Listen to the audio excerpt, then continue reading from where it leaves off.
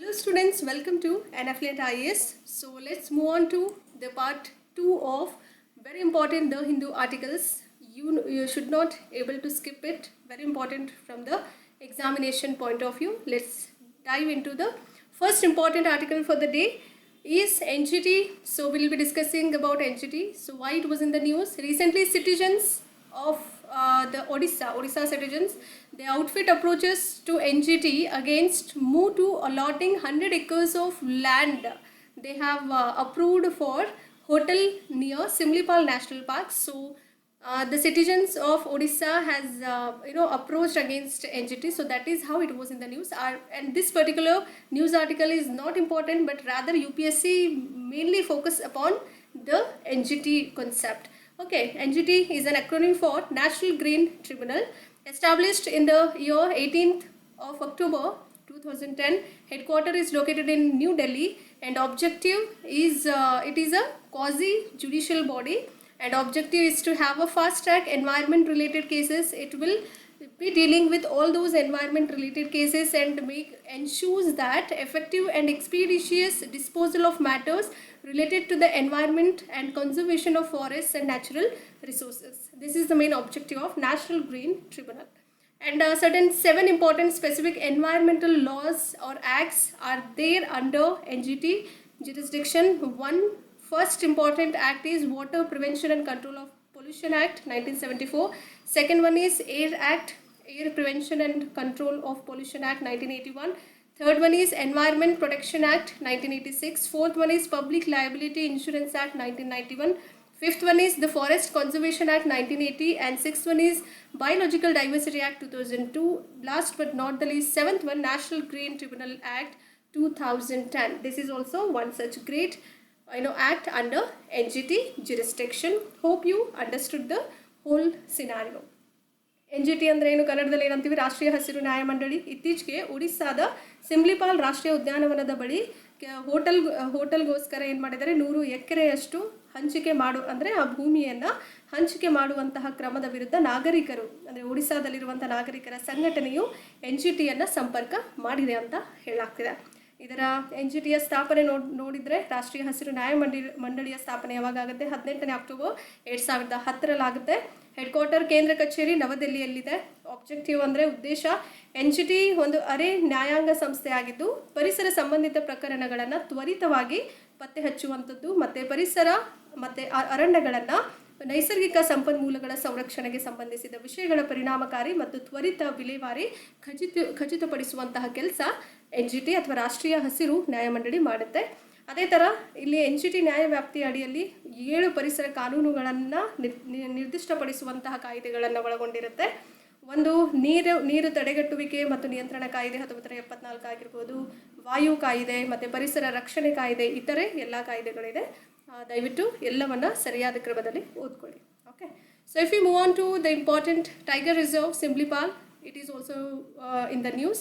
So location Mayurbhanj district, specifically it is in the northern Odisha, located in India.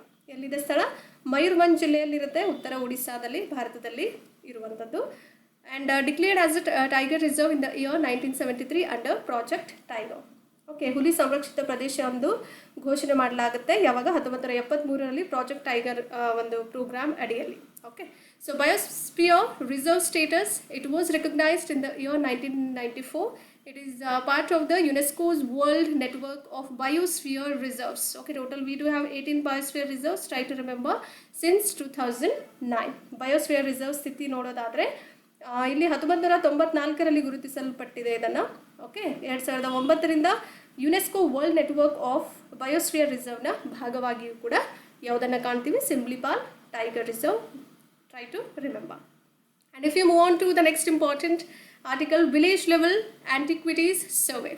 What is this antiquities? Why it was in the news? Antiquities is the term which defines an important old or ancient arts or artifacts which are kept in the antiquities, where it has a historical relevance, which is called as antiquities. Try to remember. So recently Karnataka has launched a first state in the country for village level survey to document antiquities. Karnataka state became the first most state in the country for having all these survey related to village level antiquities. Try to remember. ಇತ್ತೀಚೆಗೆ ಪ್ರಾಚೀನ ವಸ್ತುಗಳನ್ನು ದಾಖಲಿಸಲಿಕ್ಕೆ ಗ್ರಾಮ ಮಟ್ಟದ ಸಮೀಕ್ಷೆಗಾಗಿ ಕರ್ನಾಟಕವು ದೇಶದ ಮೊಟ್ಟ ಮೊದಲ ರಾಜ್ಯವಾಗಿ ಪ್ರಾರಂಭವನ್ನು ಮಾಡಿದೆ. ಈ ಒಂದು ಗ್ರಾಮ ಮಟ್ಟದ ಪ್ರಾಚ್ಯ ವಸ್ತು ಸಮೀಕ್ಷೆ ಅಂತ ಕರಿತೀವಿ. ಅದನ್ನು ಪ್ರಾಮುಖ್ಯವಾದ ಹಳೆಯ ಕಲೆಗಳಾಗಿರಬಹುದು, ಹಳೆಯ ಕಾಲದ ಕಲೆಗಳು ಮತ್ತು ಕಲಾಕೃತಿಗಳನ್ನು ಪುರಾತನ ವಸ್ತುಗಳಲ್ಲಿ ಇರಿಸಲಾಗುತ್ತೆ. ಅವುಗಳನ್ನು ಆಂಟಿಕ್ವಿಟೀಸ್ ಅಂತ ಕರಿತೀವಿ. ಪುರಾತನ ವಸ್ತುಗಳಲ್ಲಿ ಇರಿಸಲಾಗುತ್ತೆ ಮತ್ತು ಅವು ಐತಿಹಾಸಿಕ ಪ್ರಸ್ತುತಿಯನ್ನು ಸಹ ಹೊಂದಿರುತ್ತವೆ. So if we speak more about village level antiquities, ಗ್ರಾಮ ಮಟ್ಟದ ಪ್ರಾಚೀನ ವಸ್ತುಗಳ ಬಗ್ಗೆ ನೋಡೋದಾದರೆ, it has a beautiful aim to create a comprehensive inventory. Especially it has got inscriptions, sculptures, monuments, etc. And 119 taluks have been surveyed so far. Till now, how many taluks have been surveyed under village level antiquities survey or document? 119 taluks, and remaining areas to be covered by the end of the financial year. ಗುರಿ ಏನು ಹೊಂದಿದೆ ಅಂದರೆ, ಶಾಸನಗಳಾಗಿರ್ಬೋದು, ಶಿಲ್ಪಗಳು, ಸ್ಮಾರಕಗಳು ಇತ್ಯಾದಿಗಳ ಸಮಗ್ರ ದಾಸ್ತಾನು ರಚಿಸಲಿಕ್ಕೆ ಇದುವರೆಗೆ 119 ತಾಲೂಕುಗಳ ಸಮೀಕ್ಷೆಯನ್ನು ಮಾಡಲಾಗಿದೆ ಮತ್ತು ಆರ್ಥಿಕ ವರ್ಷದ ಅಂತ್ಯದ ವೇಳೆಗೆ ಉಳಿದ ಪ್ರದೇಶಗಳನ್ನು ಸಹ ಒಳಗೊಳ್ಳುವಂತಹ ಕೆಲಸವನ್ನು ಮಾಡಲಾಗ್ತಾ ಇದೆ. Objective is to have each antiquity will be geotagged. This is also important, and making Karnataka the first important state to maintain all such detailed digital records. Try to remember, very important, you might expect a question on this. ಉದ್ದೇಶ ನೋಡಿದರೆ, ಪ್ರತಿಯೊಂದು ಪ್ರಾಚೀನತೆಯನ್ನು ಜಿಯೋಟ್ಯಾಗ್ ಮಾಡಲಾಗುತ್ತೆ. ಕರ್ನಾಟಕವನ್ನು ಅಂತಹ ವಿವರವಾದ digital ದಾಖಲೆಯನ್ನು ನಿರ್ವಹಿಸುವಂತಹ ಮೊಟ್ಟ ಮೊದಲನೆಯ ರಾಜ್ಯವನ್ನಾಗಿ ಮಾಡುವಂತಹ ಕೆಲಸ ಉದ್ದೇಶ ಹೊಂದಿರುವಂಥದ್ದು. ಆ್ಯಂಡ್ ಫೀಚರ್ಸ್ ಇನ್ಕ್ಲೂಡ್ಸ್, ವೈಶಿಷ್ಟ್ಯತೆ ನೋಡೋದಾದರೆ, the survey is seen as a model for all the other states. It has also become a foundational step or foundational stone in preserving archaeological heritage.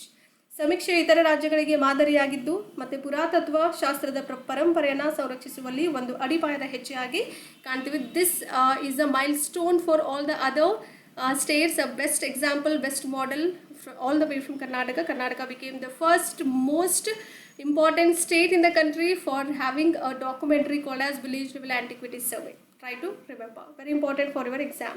NCERT, again important, it is an acronym for National Council of Educational Research and Training. So it is an autonomous organization established in the year 1961 by our government of India.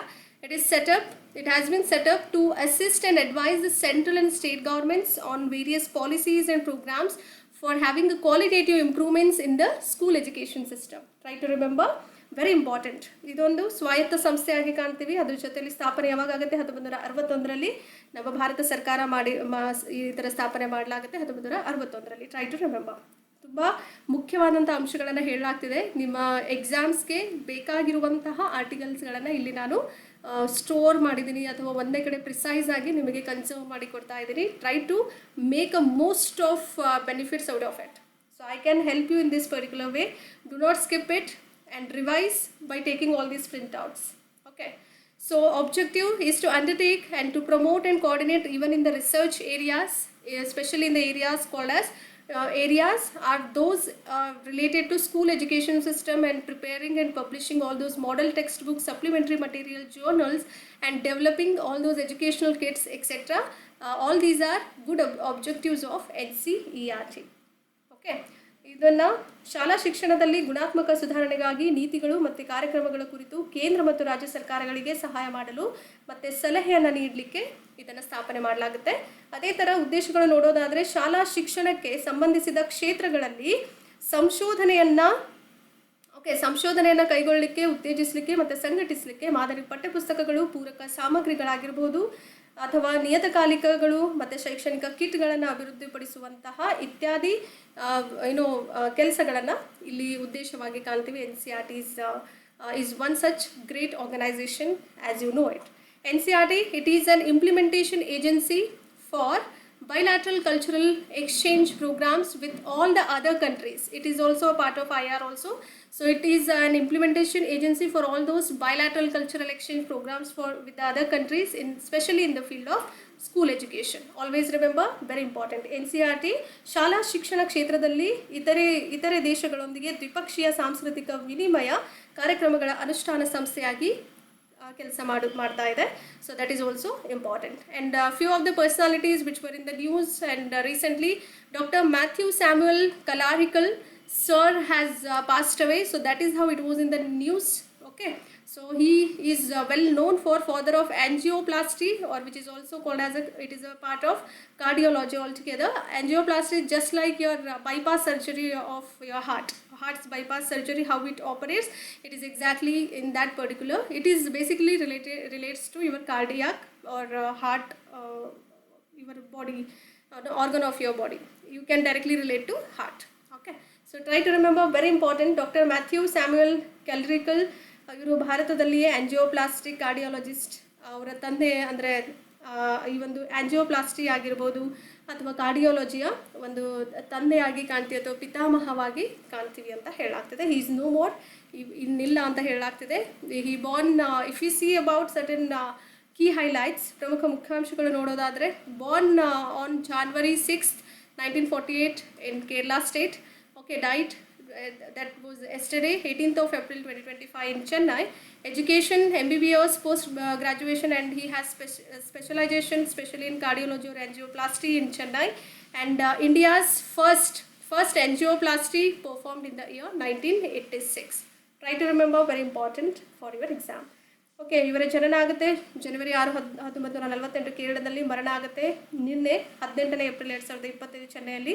So ಇದೆಲ್ಲ important ಇಲ್ಲ ನಿಮಗೆ, but you have to know the personality, who he is he and what he has done, what are the purpose behind it, and what he has contributed to the our nation.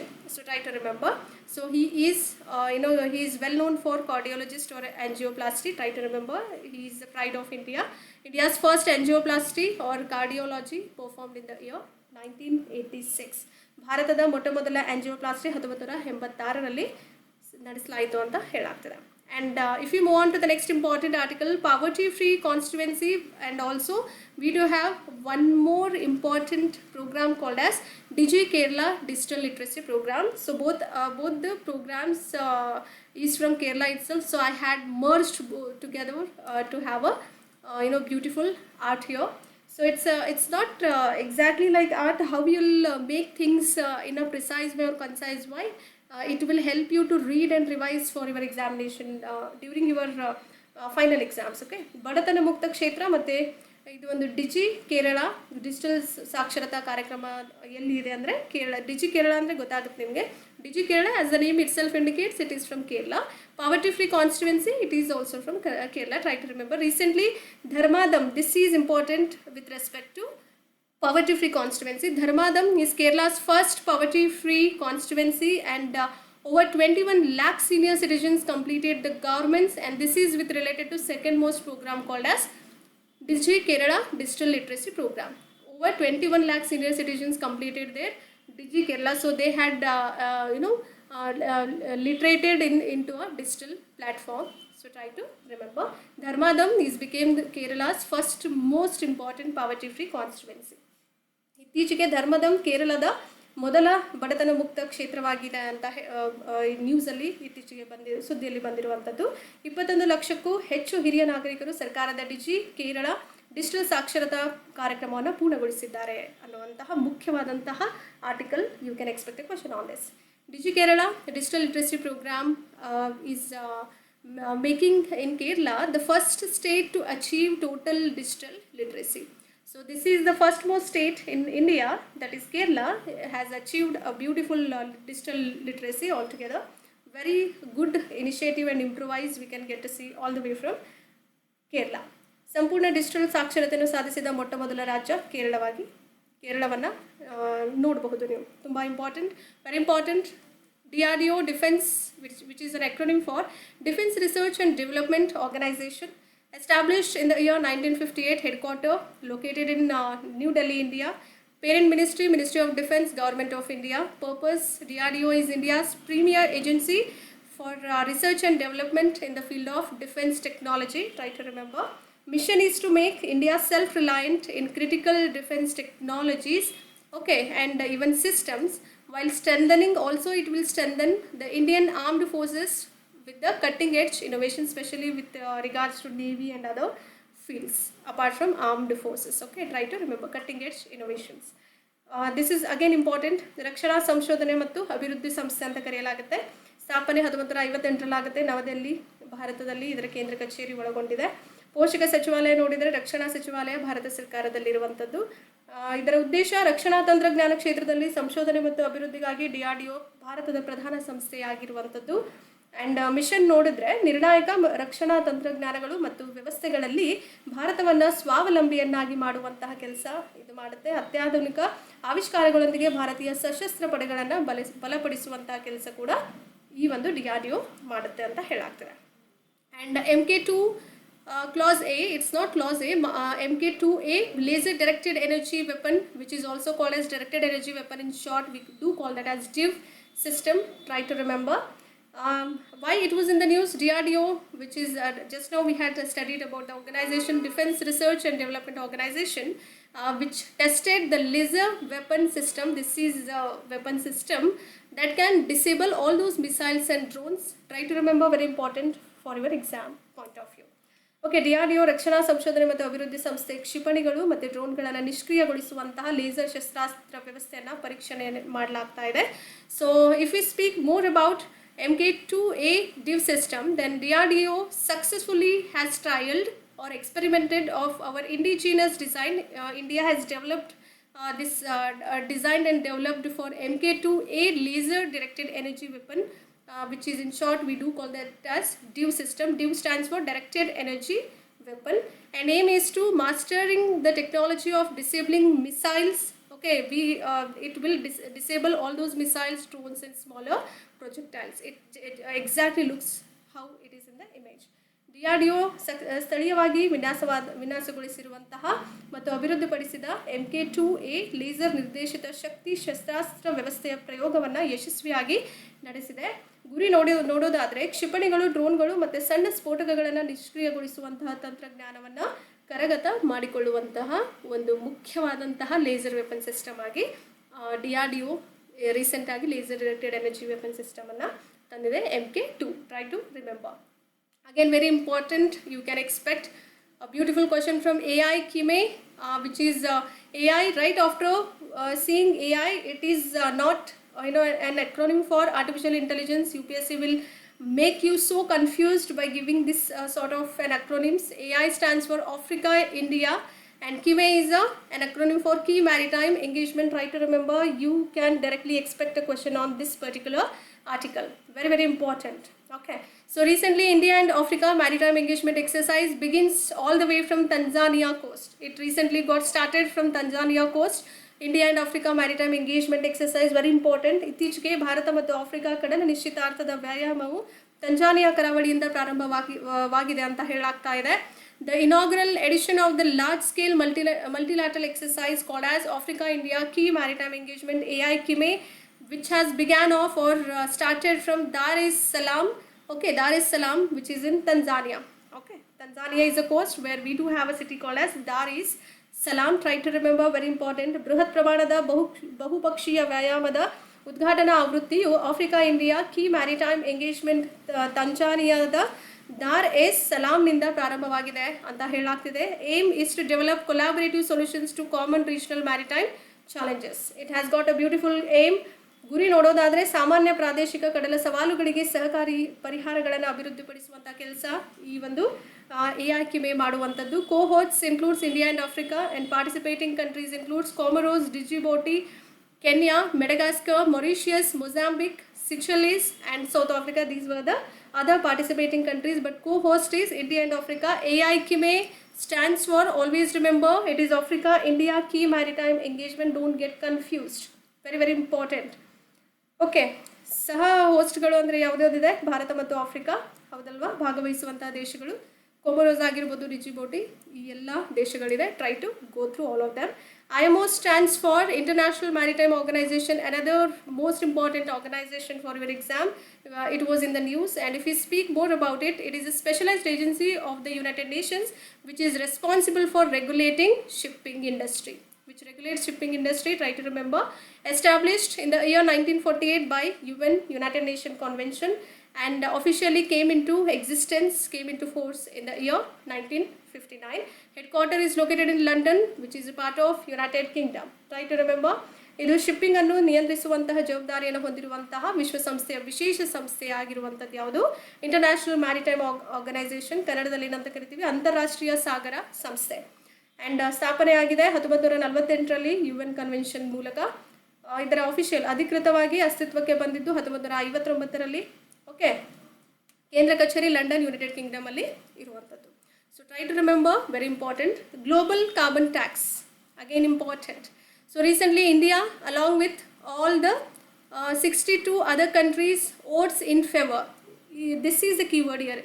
All India and all the other 62 countries has voted in favor of the world's first global carbon tax. So India is also in favor of the world's first important global carbon tax on the shipping industry. Very important. So it is shipping industry, always shipping industry. Whenever you will get to have a term called as shipping, it is always the organization is called as IMO. Try to remember, do not get confused. Okay, so global carbon tax, India has voted in favor of global carbon tax. Try to remember. So it is on the shipping industry. Try not to forget it. Bharat ಮತ್ತು ಅನ್ಯ ಇತರೆ 62 ಇತರೆ ದೇಶಗಳೊಂದಿಗೆ ಹಡಗು ಉದ್ಯಮದ ಮೇಲೆ ವಿಶ್ವದ ಮೊಟ್ಟ ಮೊದಲ ಜಾಗತಿಕ ಕಾರ್ಬನ್ ತೆರಿಗೆಯ ಪರವಾಗಿ ಮತವನ್ನು ಚಲಾಯಿಸಿದೆ ಅಂತ ಹೇಳಲಾಗ್ತಾ ಇದೆ. And by marking as a significant step or a key step in the international climate policy. So ಅಂತಾರಾಷ್ಟ್ರೀಯ ಹವಾಮಾನ ನೀತಿಯಲ್ಲಿ ಮಹತ್ವದ ಹೆಜ್ಜೆಯ ಗುರುತನ್ನು ಮಾಡಲಾಗಿದೆ. The decision was made at the International Maritime Organisation headquarter located in London. So IMO's headquarter is in London, UK, after a week of intense negotiations. Try to remember. ಒಂದು ವಾರದ ತೀವ್ರ ಮಾತುಕತೆಗಳ ನಂತರ ಲಂಡನ್ನಲ್ಲಿ ಯುನೈಟೆಡ್ ಕಿಂಗ್ಡಮ್ ಅಲ್ಲಿರುವಂಥದ್ದು International Maritime Organisation. Okay, ಏನಂತ ಕರಿತೀವಿ? ಅಂತಾರಾಷ್ಟ್ರೀಯ ಸಾಗರ ಸಂಸ್ಥೆ ಅಂತ ಕರೆಯಲಾಗುತ್ತೆ. ಸೊ ಇದರ ಪ್ರಧಾನ ಕಚೇರಿಯಲ್ಲಿದೆ ಲಂಡನ್ನಲ್ಲಿ ಈ ನಿರ್ಧಾರವನ್ನು ತೆಗೆದುಕೊಳ್ಳಲಾಗಿದೆ. Okay, and if you see about carbon tax agreement, objective is to cut down all those greenhouse gas emissions from the maritime sector. It will cut down or cut off all those greenhouse gases emissions, especially from the maritime sector, and to also encourage shift to cleaner and low emission levels. Focus is on encouraging shift to cleaner environment and low emission fuels. Try to remember. ಉದ್ದೇಶ ನೋಡೋದಾದರೆ ಸಾಗರ ವಲಯದಿಂದ ಹಸಿರು ಮನೆ ಅನಿಲ ಹೊರಸೂಸುವಿಕೆಯನ್ನು ಕಡಿತಗೊಳಿಸಲಿಕ್ಕೆ ಮತ್ತು ಶುದ್ಧವಾದ ಕಡಿಮೆ ಹೊರಸೂಸುವಂತಹ ಇಂಧನಗಳಿಗೆ shift ಮಾಡುವಂತಹ ಉತ್ತೇಜನ ಮಾಡಲಿಕ್ಕೆ ಸಹಾಯ ಮಾಡುವಂತಹ ಗುರಿಯನ್ನು ಹೊಂದಿದೆ. And implementation it came into force or effect from the upcoming to 2028. It is in futuristic agreement. Try to remember. Revenue potential expected to generate of about $40 billion by 2030. ಅನುಷ್ಠಾನ ವರ್ಷ ಯಾವಾಗಿದೆ? 2028ರಿಂದ ಜಾರಿಗೆ ಬರುತ್ತೆ. ಅದಾದಮೇಲೆ ಆದಾಯದ ಸಾಮರ್ಥ್ಯ ನೋಡೋದಾದರೆ 2030ರ ವೇಳೆಗೆ $40 ಬಿಲಿಯನ್ ವರೆಗೆ ಉತ್ಪಾದಿಸುವಂತಹ, ಅಂದರೆ ಅಷ್ಟು ಹಣವನ್ನು ಉತ್ಪಾದಿಸುವಂತಹ ನಿರೀಕ್ಷೆಯನ್ನು ಹೊಂದಿದೆ. And significance importance includes this is the first ever global carbon tax which has imposed on a specific industry, especially it is related to shipping industry. Try to remember. So it is related to IMO. Try to remember, global carbon tax will be handled and the decision was taken in the IMO headquarter is in London. Try to remember.